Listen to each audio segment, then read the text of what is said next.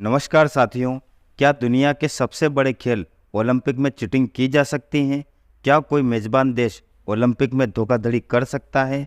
1904 का ओलंपिक दुनिया के लिए बड़ा ही अजीबोगरीब था। चलिए इसे एक उदाहरण के साथ समझते हैं।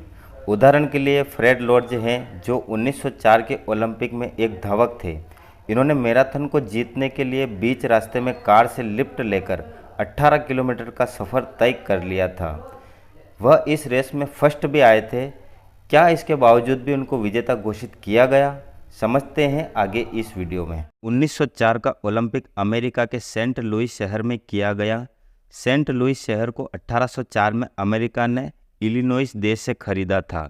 1904 में इस शहर की 100वीं वर्षगांठ का आयोजन बड़ी धूमधाम से किया गया, जिसका प्रभाव सीधे 1904 के ओलंपिक पर पड़ा। 1904 के ओलंपिक की मेजबानी अमेरिका के पास थी, जिसके कारण अमेरिका ने इसका भरपूर फायदा उठाया।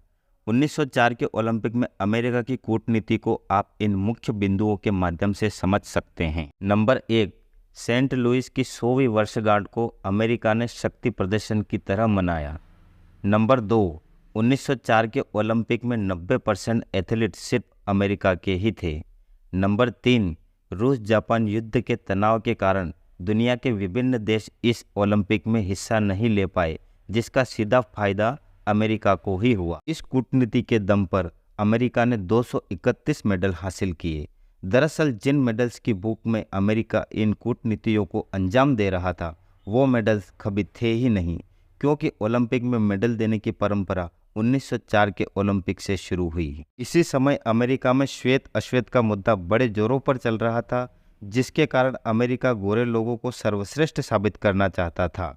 अपने इसी कूटनीतिक विचार के कारण अमेरिका कुछ आदिवासी जनजातीय लोगों को भाड़े पर लेकर आया, जिन्हें ओलंपिक गेम का कोई ज्ञान नहीं था, जिसके कारण आदिवासी लोग हर गेम में अमेरिकी खिलाड़ियों से हारे और अमेरिका को गोरे लोगों को सर्वश्रेष्ठ साबित करने का मौका मिल गया। परंतु दक्षिण अफ्रीका के अश्वेत खिलाड़ी लेन ताऊ ने अमेरिका को इसका मुंह तोड़ जवाब दिया।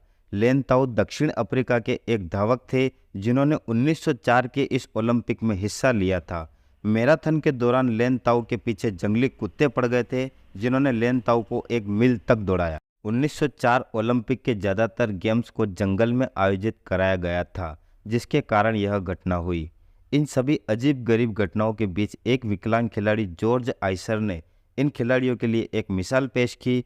इनका एक पैर लकड़ी का बना हुआ था, इसके बावजूद भी इन्होंने ओलंपिक में 6 मेडल्स अपने नाम की। इन्हीं अजीबोगरीब घटनाओं के साथ 1904 का ओलंपिक अपने अस्तित्व के लिए अंत तक लड़ता रहा।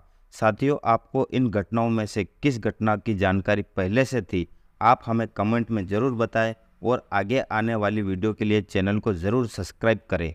धन्यवाद।